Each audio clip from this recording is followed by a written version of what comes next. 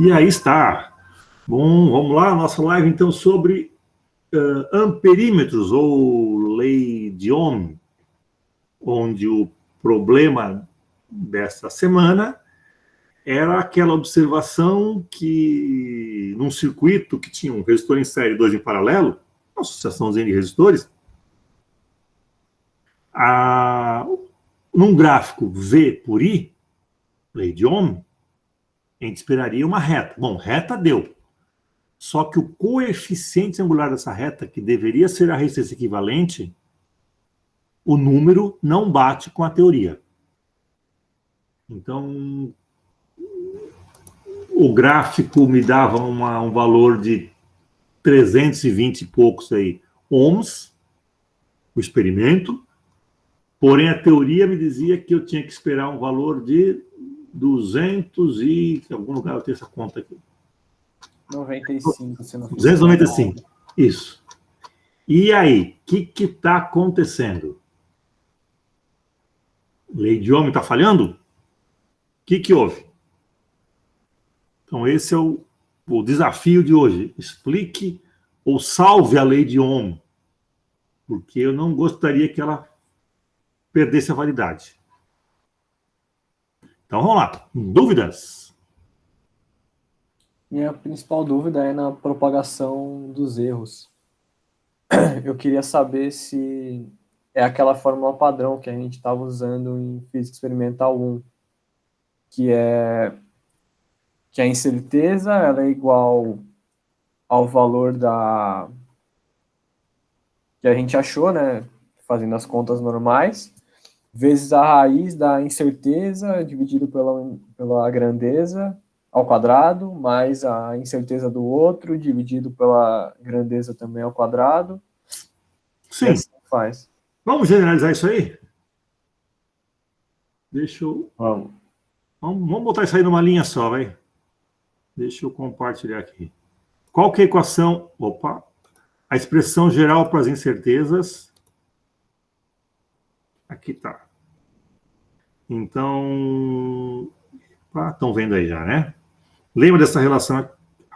O que está acontecendo? Eu não sei se é o problema com o mouse, mas eu estou apanhando esse negócio aqui. Deixa eu ver se agora acerta. O de G era igual somatória em K de dg dk quadrado u k ao quadrado. Pronto. Essa resolve tudo. O que é K? Número de variáveis. Então, seja uma função... Ixi, o que está andando aqui meu mouse, fazendo maluquice. Uma função de x, y, z. Nossa, quando eu uso essa telinha aqui, ele faz tanta bagunça no meu mouse, que eu não sei porquê. Aí eu me perco aqui, ó. Fecha isso que não tem nada a ver, fica quietinho aqui. Uma função de 3 variáveis, eu preciso calcular. Olha lá. Eu não sei o que eu faço de errado, que essa telinha funcionava antigamente e agora não mais. Tem 3 termos. Um que é o df dx ao quadrado, o x ao quadrado, mais um outro termo que é o df dy ao quadrado, o y ao quadrado, e um outro termo que é... Como aqui eu tenho 3 variáveis só, tá? dz quadrado, o z ao quadrado. Se eu tivesse mais termos, só colocar aqui. Então, qual que é a tua função? Tá. Opa, peraí.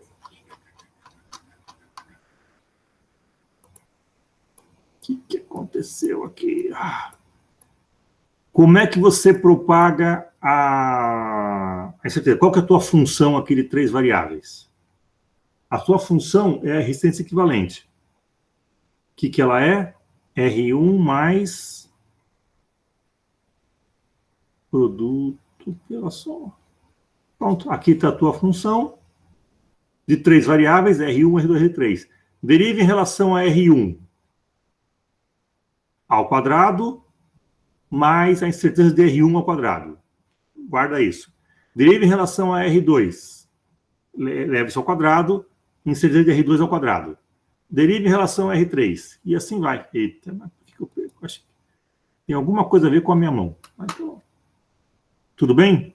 Essa fórmula vocês conhecem ou não? Essa fórmula geral. Sim. Então é só usá-la. Simples assim. Essa fórmula é aproximada, tá? Como assim aproximada? Então vai chegar naquilo que eu falei, né? Sim, você deriva lá. Por que ela é aproximada? Tá? Porque ela concebe R1, R2, R3 como variáveis estatisticamente independentes. O que significa isso? Que todas as variáveis oscilam entre o valor máximo e mínimo. Tem lá uma oscilação natural, tanto que é o R mais ou menos a incerteza. Então elas podem assumir vários valores. Quando duas variáveis são independentes, se você tem lá os valores médios, se você medir o R1 acima da média, o R2 vai ser acima ou abaixo da média? Ou você não pode falar nada sobre isso? Se você não puder falar nada, eles são estatisticamente independentes. O chamado termo de correlação entre eles é zero, não tem correlação. São variáveis não correlacionadas. Porque se houvesse correlação, teria mais um termo, que é o 2 vezes raiz somatória da somatória de d dx, d dy, multiplicado pela covariância, tem mais uma coisa lá. Então, essa forma que pode parecer feia, já é uma simplificação, tá? Então, existe um mundo um pouquinho além disso, que nós não vamos usar aqui em Física Experimental 2, não se preocupa, não. Mas é bom que saiba, né? Então, vamos dizer, quem for mexer com estatística, e atualmente esse negócio de Big Data aí, de programação, isso aí cada vez mais comum, você tem que trabalhar corretamente com dados, em qualquer área. Então, não vamos complicar aqui não, mas um dia pode ser mais complicado. Mas voltando à sua pergunta, Pedro, vocês vão propagar a resistência equivalente, e olha que legal, já vou dando um spoiler aí. Você tem três termos nessa expansão, um ligado a R1, um ligado a R2, um ligado a R3. Nesses três termos, você vai ter uma mistura de R1, 2 e 3, o 1, o 2 e o 3. Eles vão estar somados. Um desses termos vai ser bem maior que os outros. O que significa isso? Vamos supor que o termo ligado ao R1 seja o valor maior do que do R2 e do R3. Nós estamos fazendo propagação de incerteza. Então, isso quer dizer que R1 é o fator mais crítico em termos de incerteza. Mas isso percentual, né, você fala? Pode ser percentual ou não. Porque quando você propaga... Peraí, vamos lá. Quando você propaga a sua incerteza final, tem três termos. Isso é em relação a equivalente. Tá? A gente pode falar, então, quer dizer que se eu ver que a relativa de R1 é maior que a de R2, é maior do que a R3, então R1 é pior. Nem sempre. Depende da função. Tá? Você pode ter um valor de R1 com uma incerteza relativa de, por exemplo, 10%.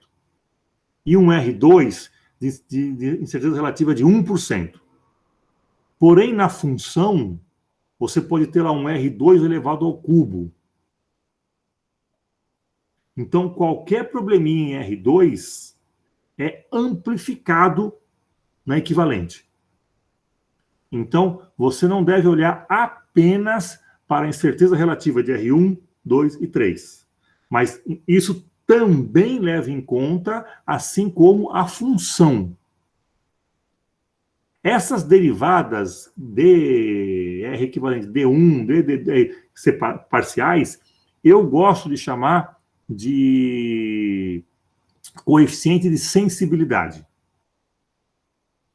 Mais ou menos diz o seguinte: quão sensível é a resistência equivalente quando você muda um pouquinho R1, muda um pouquinho R2, muda um pouquinho R3. Qual variável afeta mais a equivalente? A equivalente é sensível mais a quem? Tá? Imagina isso, então, num trabalho aí na engenharia. Você tem lá algo acontecendo e esse algo depende de 3 fatores. Você quer melhorar esse algo. Seja melhorar o tempo, custo, qualidade, sei lá o quê. E você pode intervir em 3 fatores. Qual fator você muda um pouquinho e produz muito resultado? Quem te dá essa relação é o chamado coeficiente de sensibilidade, que nada mais é do que aquela derivada parcial multiplicada pela incerteza. Bom, no fundo, é a derivada parcial, para a verdade. Então, com isso, o que eu sugiro que vocês façam? Essa continha e observem que uma dos resistores é mais crítica. Se você quer melhorar o experimento e tem algum dinheiro para investir, você vai comprar um R1, um R2 ou um R3 melhor? Qual que você vai investir para poder ter um resultado melhor de equivalente? Ou mais certeza mesmo? Qual? R1. Por quê? Porque ele é o crítico nesse caso. Por quê? Ele é o mais sensível. Quando você muda pouco, ele... Mas como você chegou nessa conclusão? Analisando... Porque quando a gente vê 9 ao quadrado sobre 390, é bem pequeno comparado com 4 ao quadrado sobre 82 ao quadrado. Tá. Então você está raciocinando em termos das incertezas relativas. Tá? Você pegou R1 com incerteza, R2 com certeza, R3 com certeza. E falou, nossa, a incerteza relativa de R1 é muito maior que as outras. Portanto, R1 é o crítico. Você está meio certo. Porque não depende apenas dessas incertezas relativas, depende do tipo de função. Se a função fosse R1 vezes R2 ao cubo, dividido por R3 à quarta, talvez, na hora de fazer a conta, você ia ver que o R1 não é tão ruim assim, não. Porque ele é elevado à primeira potência, enquanto que o outro elevado à terceira ou à quarta potência ia dar muito mais estrago. Então você tem que ver... Deixa eu ver se eu consigo preparar uma coisa aqui. Deixa eu dar uma adiantadinha rapidinho, só para vocês sentirem o gosto. Não vou...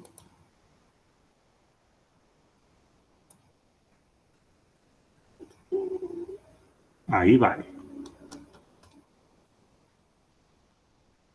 Pronto, ó. Aqui eu estou propagando a certeza.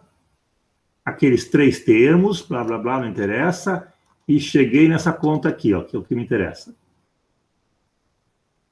Deixa eu aumentar aqui para...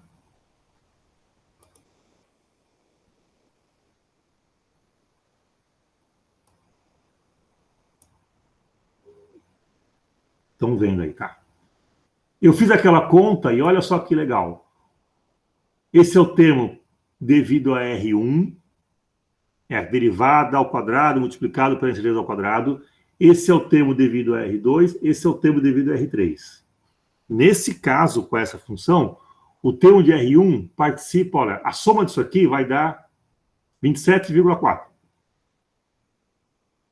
Como isso é o quadrado, porque eu quero a incerteza da resistência equivalente é 5,2, é 5. Então essa vai ser a resposta, tá? Mas repara, o primeiro termo é 16, o segundo é 7, o terceiro é 4. É como se desses 5 ohms, 4 deles tivessem vindo do R1. E os outros 1 veio parte de 2, parte de 3. Então, nesse exemplo, realmente, o R1 é o crítico. Mas eu estou olhando não apenas a incerteza relativa. Eu estou olhando o pacote coeficiente de sensibilidade e incerteza, que não é relativa, que é certeza experimental. Tá? Então, é esse pacote que me fala que esse termo aqui, ó, é o termo preponderante, aí, o termo mais forte nessa somatória das incertezas. Se eu quero investir, invista em R1. Porque praticamente desses 5 ohms, uns quase 4 é devido ao R1. Tá? Nesse caso, eu concordo que coincidiu com o que você falou. Deixa eu voltar aqui agora ao normal, peraí. Que a incerteza relativa de R1 é a maior. Mas devido a esta função. Tá? Eu poderia ter uma outra função que isso não seria verdade. Tudo bem, Pedro? Então, cuidado.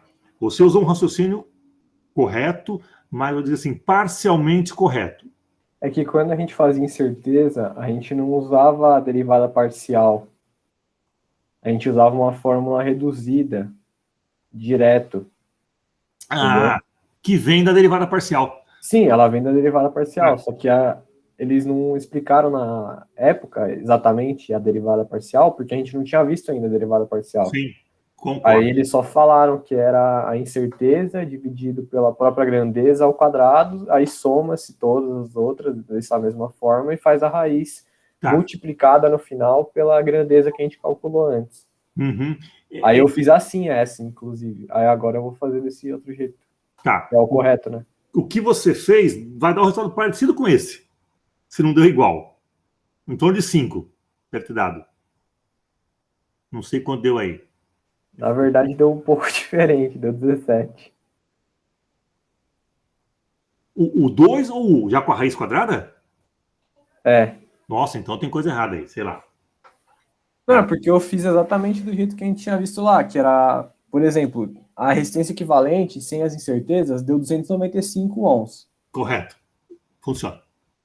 Aí eu faço que a incerteza da resistência equivalente é igual a 295 vezes a raiz de 4 sobre 82 ao quadrado, mais 39... 9 por 390. Isso, exatamente. 10 por 470. É, ao quadrado. Tá. E aí deu 17 no final. Acho que eu fiz alguma coisa errada, deixa eu ver depois. Tá.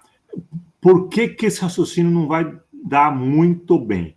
Essa tua lógica funcionaria se eu tivesse algo do tipo R1 elevado a um expoente, R2 elevado a outro, R3 elevado a 3 termos multiplicando. R1 elevado a alguma coisa, R2 elevado a alguma coisa, R3 elevado a alguma coisa. Sim, sempre aparecia assim os problemas lá. Então, mas agora não, agora eu tenho R1 mais. Aí o numerador eu tenho R1 com R2 com R3. E o denominador eu tenho R2 mais R3. Então, você está misturando soma, subtração, multiplicação, divisão. A equação fica um pouquinho mais complexa. Essa fórmula sua seria boa se fosse R1, por exemplo, vezes R2 sobre R3. Seria igual a minha. Mas como eu misturei soma com multiplicação e uma fração, já começa a não dar muito certo. Então, esse modelo simplificado vai falhar. Além disso, eu consigo, com esse método mais correto, justamente identificar o que cada variável participa. O que me faz, vamos dizer, o que me empodera. Eu posso tomar uma decisão baseada em coisas que eu estou calculando ali. Então, realmente, não é só complicar a conta. É aumentar a minha capacidade de análise e tomada de decisão. Tá? É claro que tem mais conta, sim, concordo. Mas tudo bem, fazer conta faz parte da vida. Tá? Mas repare que o legal aqui, você começa a enxergar, vamos dizer, quanto que cada termo é importante, que é mais crítico. No caso de uma tomada de decisão, em qual fator você vai tomar a decisão? Não é assim, vai fazendo que vai dar certo. Não. Se você pegar um fator que tem um coeficiente, um parâmetro aí, que tem coeficiente de sensibilidade muito baixo, você pode mudar um monte de valor e o efeito final é mínimo. Tá? Enquanto você pega um com alto coeficiente de sensibilidade, mudou um pouquinho, o resultado é alto, forte. Então, isso em termos de tomada de decisão é fundamental. E a gente tem como enxergar, calcular, brincar, tocar nisso aí. Esse é o lindo dessa parte. Professor, Oi. a parcela, a derivada, né, de R1, demonstrando que ele é um termo crítico, pode servir de argumento para um desvio sistemático ou não? Não. Sistemático não. Você pode falar que ele é muito ruim, mas não é sistemático. A incerteza, aquela variação em torno da média, aquela dispersão, que é uma parte estatística, não uma parte sistemática, me diz que a qualidade dele é baixa no sentido que se eu pegar diferentes R's uns, eu posso ter valores muito diferentes um do outro. Então eu perco o controle. Se eu quero montar 10 circuitinhos iguais a esse, cada um vai dar um resultado diferente. Culpa principalmente do R1. E Mas não é... pode? Como?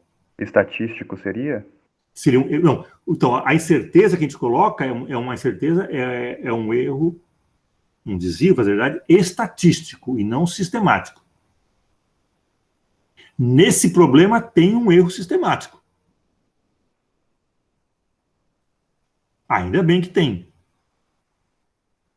E que está na cara. Porque, afinal de contas... Cadê o gráfico aqui?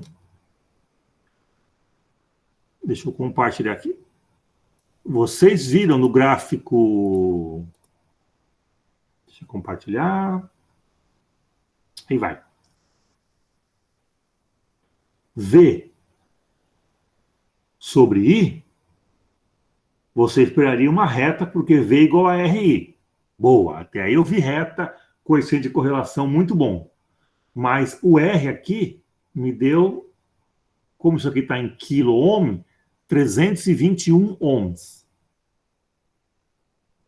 Porém, quando você faz aquelas continhas do equivalente, vai dar 295. Tem uma diferença grande aí, de 20, sei lá, 25 ohms aí. Por que esse coeficiente angular aqui não deu a resistência equivalente desse circuito? Isso é uma coisa grave, isso é uma coisa sistemática. O senhor diria que é uma solução simples? Sim, trivial, eu sempre digo isso. Uhum. Eu tenho outra pergunta. Não, vamos lá, não foge dela não, vamos lá. Certo. Eu sempre digo que aqui tudo é simples, a física experimental, tudo é simples, física experimental 2, você percebeu? Só tem coisa simples. Você quer que eu desenvolva? Então vamos lá, vamos chegar nessa resposta que é importante. Você não, todo mundo aqui. Sara, Jefferson, Pedro, você 2 vezes, está 2 vezes, não sei porque entrou 2 vezes na sala. É porque uma eu assisto no computador e o celular eu uso para falar. Joia, então vamos lá. Então, vamos explicar por que o coeficiente angular não dá equivalente. Por que o óbvio não aconteceu? Professor, eu diria que é porque a gente inseriu um novo resistor no circuito, que é o do amperímetro. Então peraí, olha lá. Vamos discutir essa hipótese aí. Foi justamente isso que você explicou na infoteca, né? Que tem que ter um fator de correção quando o amperímetro é real, né? Ele não é ideal. Tá. Então, olha só que interessante aqui, ó. Nesse circuitinho. Esses três caras aqui, ó, tem 295, sei lá, ohms. Só que, olha só, e esse cara aqui, ó?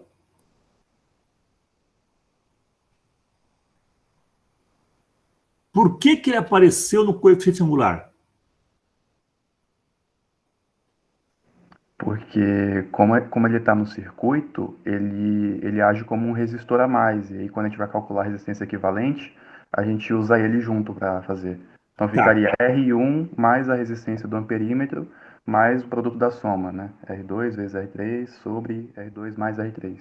perfeito. Portanto, o 321 menos os 295, que é igual a 20 e pouco, é o quê? É a resistência do amperímetro. Interno do perímetro. Uhum. E por que nós percebemos isso nesse gráfico? É um gráfico de V por I, não é? É porque quando a gente faz o coeficiente angular, ou seja, a tensão sobre a corrente, é como se a gente tivesse feito isso na lei de Ohm, né? Tensão sobre corrente é igual a resistência equivalente. Tá. É. Mas olha esse detalhe aqui, ó. Olha a posição do voltímetro. Ele está entre esse ponto aqui e esse ponto aqui. Se eu tivesse colocado entre esse ponto e esse ponto aqui, ó, vocês conseguem ver? Consegue. Ah, tá. Ele ignoraria a resistência do amperímetro. O voltímetro enxergaria apenas os resistores. E o gráfico V por I daria exatamente a equivalente. Uhum. Então a gente errou ou na colocada do voltímetro ou na do amperímetro, né? Depende do ponto de vista e da ordem que a gente vai colocar. Tá, pode ser. Se você colocar seu amperímetro aqui, ó, nessa região aqui, o voltímetro não ia ver o amperímetro. E o amperímetro ele ia continuar medindo a corrente sem nenhuma interferência do voltímetro ali? Não, não. Ele ia medir com interferência. Porém, a relação VI ia dar certo, porque o V, o voltímetro, enxerga só os resistores. Era justamente isso que ia fazer com que desse certo, porque o voltímetro não ia estar lendo a corrente vezes a resistência do amperímetro, porque ele ia estar depois do voltímetro. Isso. O voltímetro não ia, entre aspas, enxergar o amperímetro. E por que eu não fiz isso? Porque precisava ter algum erro, né, para a gente desenvolver o relatório. Para ficar interessante. Se tudo for certinho, isso aqui é teoria, isso aqui é Halliday, pô. Então você vê que o nosso ingênuo amperímetro, que sempre foi ideal, aqui ele é o nosso, não digo vilão, mas ele entrou cobrando um preço aí. Olha a propina dele aqui, ó. Ele falou, eu te dou o valor da corrente, mas nessa posição custa um preço. Você vai ter que descontar da equivalente o meu valor. Eu posso dizer que o amperímetro ele interfere não só assim, nesse aspecto que o senhor comentou, mas, por exemplo, quando a gente insere ele no circuito, ele tem uma perturbação na corrente, certo? Ele tende a reduzir ela. Sim. Quando a gente analisa isso na lei de Ohm, se a corrente ela reduz, então a resistência aumenta, né? Então, Correto. obviamente, a gente teria uma resistência maior com o amperímetro nesse local, no gráfico, né? Isso mesmo. Você, de fato, tem uma resistência maior porque a dele. É o teu circuito mais ele. Entendi. Que nós sempre achávamos de zero, mas não é zero, não. Ele está aqui, ó, 20 e poucos ohms. Então, veja que legal. Descobrimos um erro sistemático. Por que sistemático? Por Porque conta que os instrumentos eles estão mal posicionados e a gente está tendo um erro por conta disso, é isso? É um problema no sistema de montagem, né? isso é muito bonita a palavra. Vamos lá. Para qualquer valor de V, para qualquer valor aqui no meu rheostat, eu posso mexer à vontade nele, o amperímetro atrapalha sempre da mesma maneira. Ele afeta da maneira igual, ele afeta sistematicamente do mesmo jeito. Ele sempre coloca 25 ohms a mais. Sistematicamente, para qualquer ponto da tabela, 25 ohms a mais. Isso é um erro sistemático. Professor, voltando eu queria fazer uma pergunta sobre a perturbação da corrente, que eu fui dar uma olhada nos cálculos que você disponibilizou para a gente fazer, dar uma estudada, né? Para calcular a perturbação em porcentagem. E a gente precisava da fórmula, a gente precisava do valor de RA, RS, que é o desvio, né, interno que acontece, e a gente precisava também de termos do galvanômetro. E a gente não tem um galvanômetro aqui nesse caso, pelo menos eu não percebi um. É possível que a gente faça o cálculo da perturbação com os dados que a gente tem? Sim, Sim. você tem. O que você precisa? Você precisa do RA. O que é RA? RA é uma mistura de R do galvanômetro com o desvio, com aquele R shunt. Tudo isso é RA. Você precisa do RA e do R do circuito. Então você tem todos os dados que você quer calcular. Ok. Tá? Você não sabe como o RA foi constituído. Ele tem um galvanômetro e tem um resistor em série, para a verdade dele, e tem um insertor em paralelo, que é o desvio. Esse pacotão, que eu não sei o que tem lá dentro, te dá RA. Então você não tem como saber exatamente o que tem lá dentro, mas o efeito final é o RA, 25 ohms. Tá? Então vamos lá. Algo importante que eu acho aqui. Primeiro, o amperímetro apareceu como um erro, no caso um desvio aqui, sistemático. Afetou todos os valores. E ele se manifestou no coeficiente angular. Guardem isso para daqui a 4 aulas, 3 aulas, sei lá. Eu vou voltar a falar do amperímetro como erro sistemático. Mas não como coeficiente angular, como coeficiente linear. Vocês vão esquecer, mas tudo bem. Quando voltar, eu vou relembrar vocês. Então, nesse caso, percebemos o erro sistemático porque o coeficiente angular mudou. Nós enxergamos um R maior porque esse extra de R é o amperímetro. Ou, se você quiser, uma corrente menor, porque o amperímetro botou um resistor a mais ali. Tá? Então, ou seja, descobrimos uma coisa importante. E aí vem aquela coisa que eu encho o saco de vocês. O fluxo da informação no relatório. Repara que você, a partir da tabela inicial, consegue rapidamente fazer esse gráfico.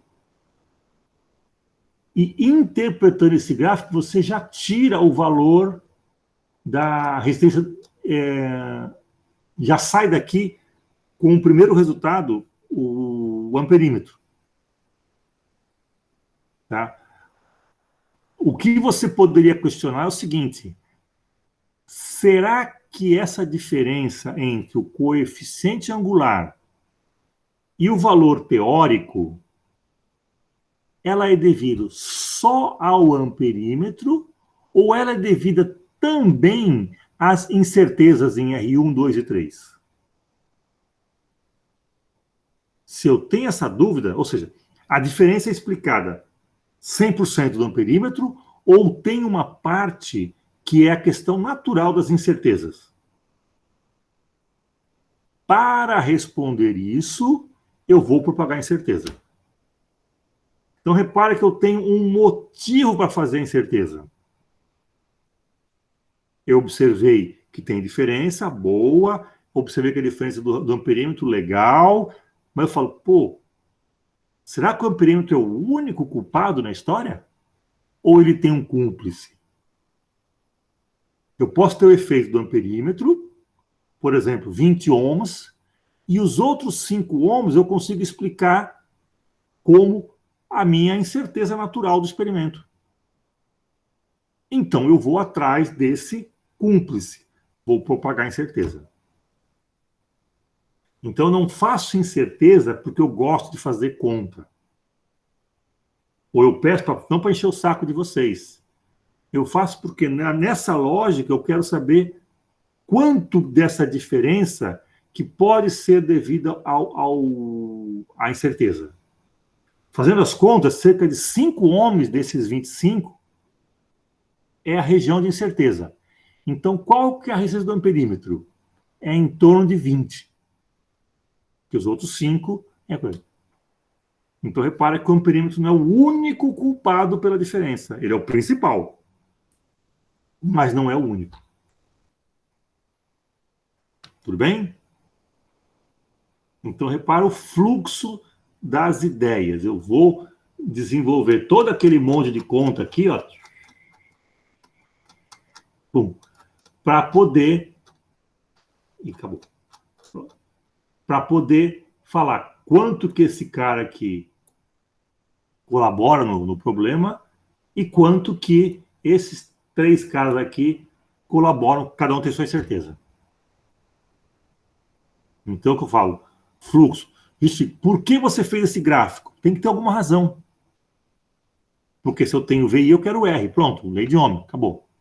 Por que você fez a propagação? Porque tem uma razão.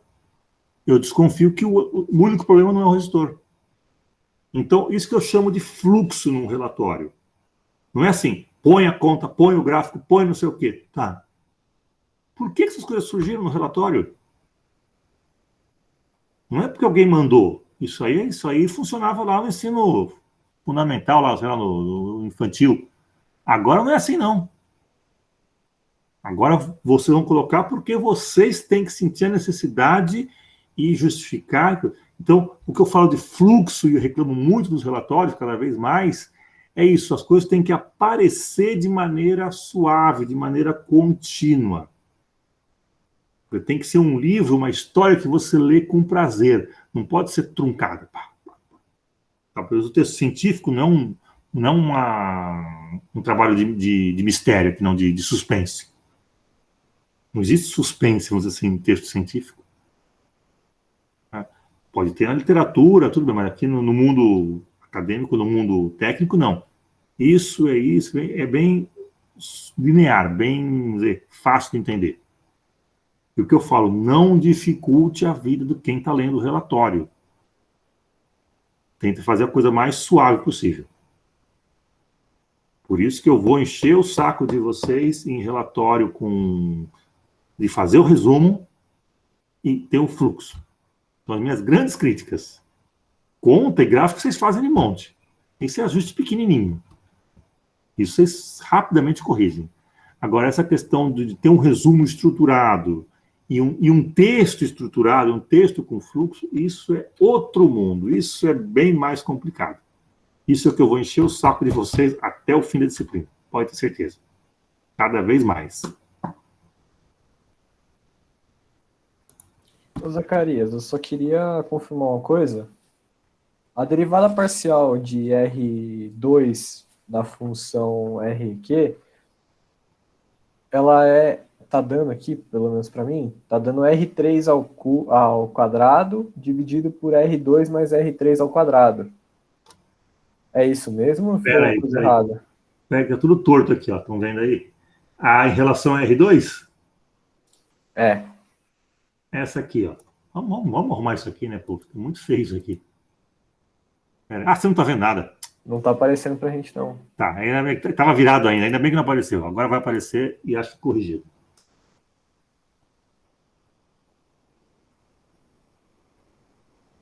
Aqui tá. Em relação... R equivalente em relação a R1.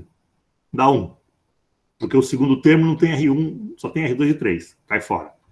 Essa é a segunda. R3 ao quadrado sobre R2 mais R3 ao quadrado.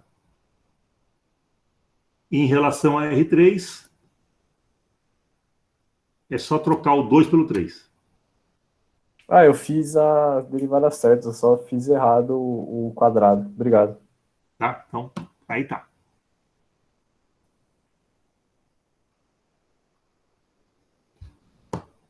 Tudo bem? Mais alguma coisa ou não?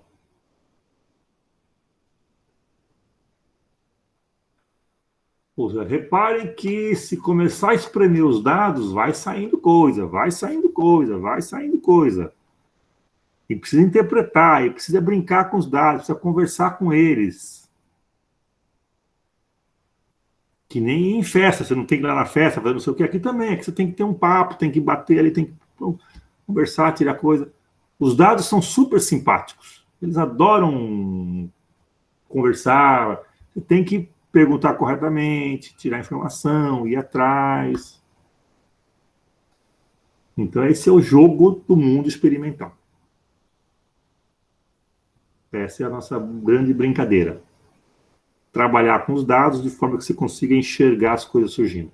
Aqui é lei de Ohm, aqui é bem simplesinho, tá?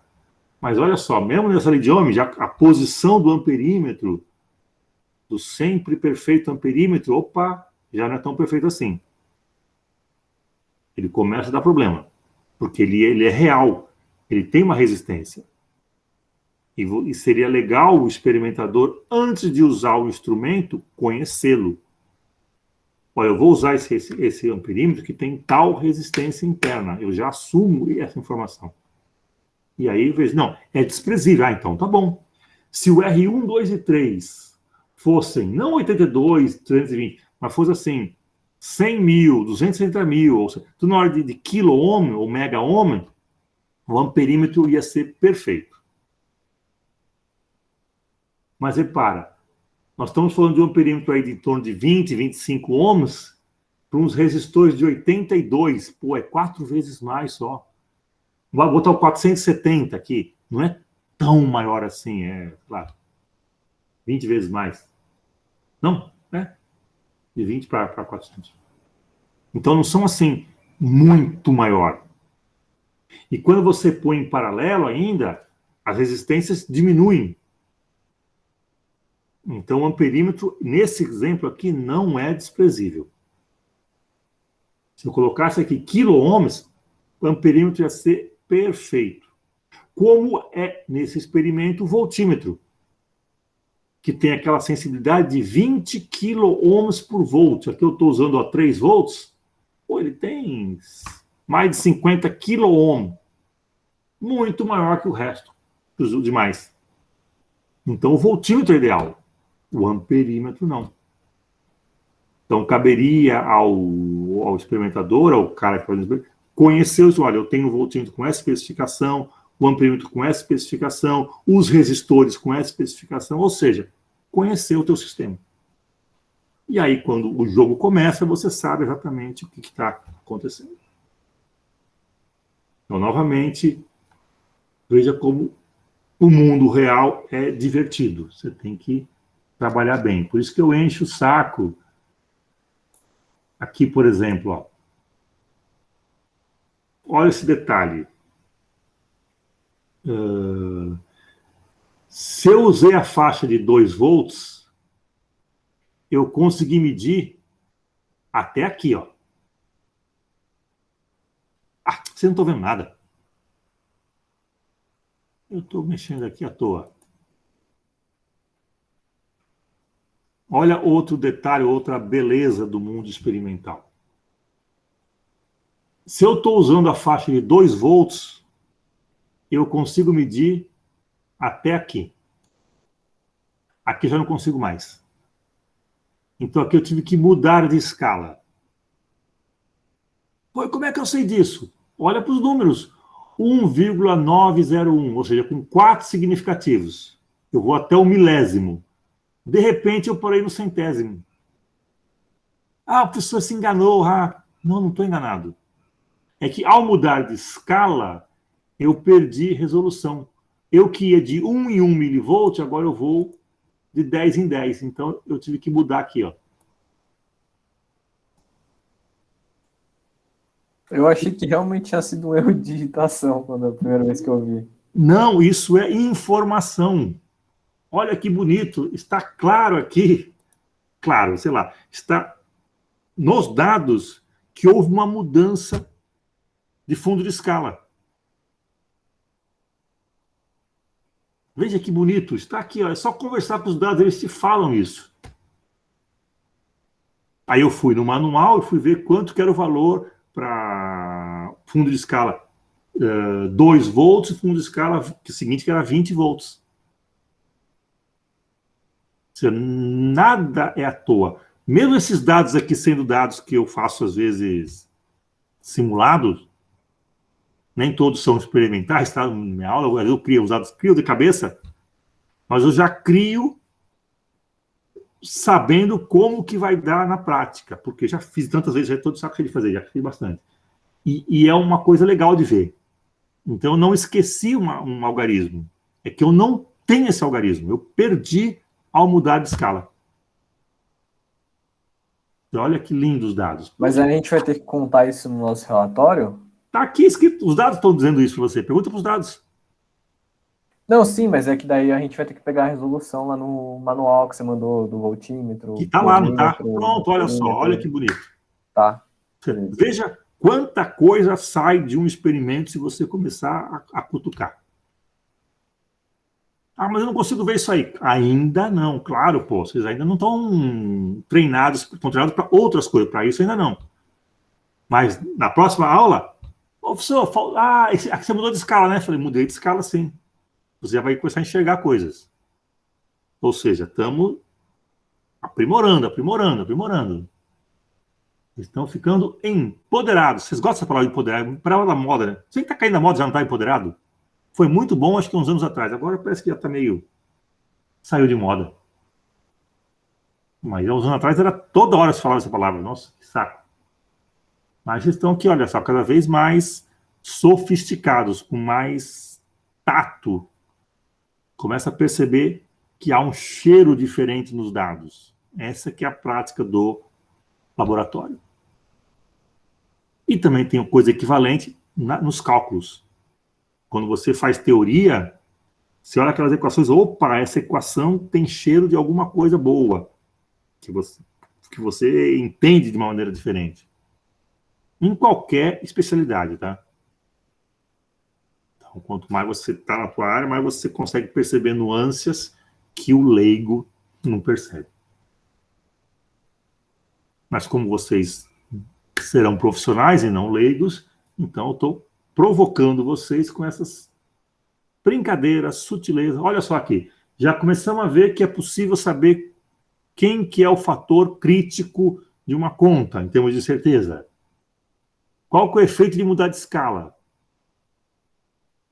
Qual que é o efeito de colocar um amperímetro no lugar errado, no lugar indevido, ou de não saber o valor dele? Tá? Tudo está surgindo aqui, ó, e vai surgindo coisa. O que mais que vai surgindo coisa? Bom, fazer conta, MMQ, isso aqui é propagar, interpretar, o que eu tenho aqui? Aqui é o circuito, isso.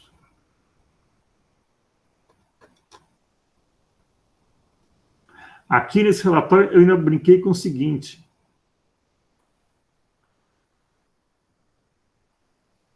Essa aqui é a minha faixa de medição de 2 quiloohms. Porque eu tenho a faixa de 200 ohms e 2 kg.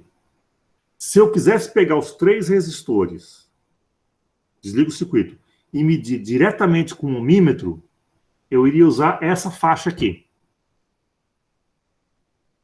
Com essa faixa de 2 quiloohms, com essa incerteza aqui experimental, qual seria a minha incerteza na medição? Pode calcular depois aí, tá? Por que eu pergunto isso? Porque lembra que nas contas eu cheguei em 5 ohms. Então, vamos chegar em torno de 5 ohms. Fazendo aquelas continhas. E se eu tivesse medido direto? Quanto eu acharia? De incerteza ou de resistência equivalente? De incerteza. Porque a resistência equivalente tem que ser igual, né? Tem que ser igual. A incerteza vai ser o valor lá do manual do ohmímetro. Que deve dar quanto? Maior que 5, igual a 5 ou menor que 5? Eu acho que vai dar maior que 5, porque o fundo de escala é maior também. Tá? Façam a conta e veja, e interpretem. Ou seja, repara que tudo tem sentido, tudo tem um motivo, tudo tem uma lógica, tudo tem algo a ver ali. Não é assim, vai fazendo assim porque para me livrar do problema, não. Cada detalhe tem uma interpretação, uma sutileza, um conhecimento a mais. Aqui, um caso muito bobinho, muito simplesinho, lei de Ohm básica. 3 resistorzinhos aqui em uma associação série paralelo, só.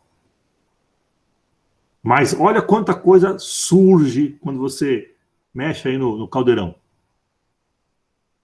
Por que é interessante isso? Porque quando vocês pegarem um problema pesado, um problema real, vocês já vão estar treinados para ver coisas que foram treinados aqui.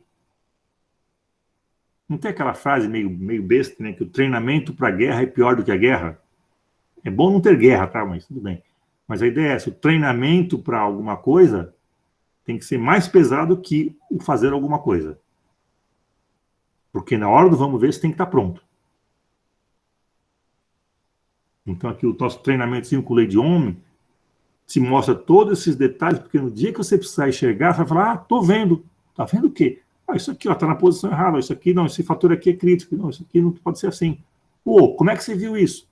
Porque eu tive aula com um saco lá do Zacarias que me pegava no pé das coisas. Falei, então.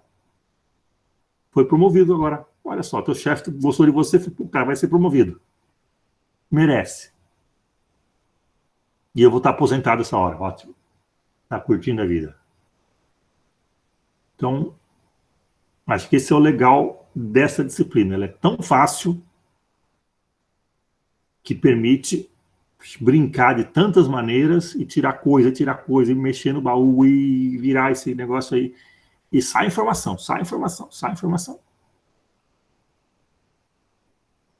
Seja para os físicos, para os engenheiros, tanto faz, não sei nem quem vai para que lado aí. Certo, pessoal? Mais alguma dúvida?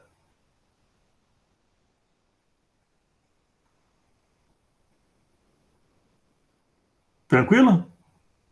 Tranquilo. Então, bota tudo em ordem. Relatório, fim de semana. Segunda-feira analisa. E depois começamos. Potencial. Terça ou quarta? Potencial. Potencial é uma aula diferente. Potencial é uma aula que... é diferente. Não vou nem falar que é não. É uma relaxada entre aspas no curso. Aí voltamos com geradores e tudo mais. Aí começa a pisar no acelerador de novo. Gerador, capacitor e vamos embora. Tá bom, pessoal? Então deixa eu encerrar aqui a gravação. Já falamos demais já. E encerrando aqui por hoje.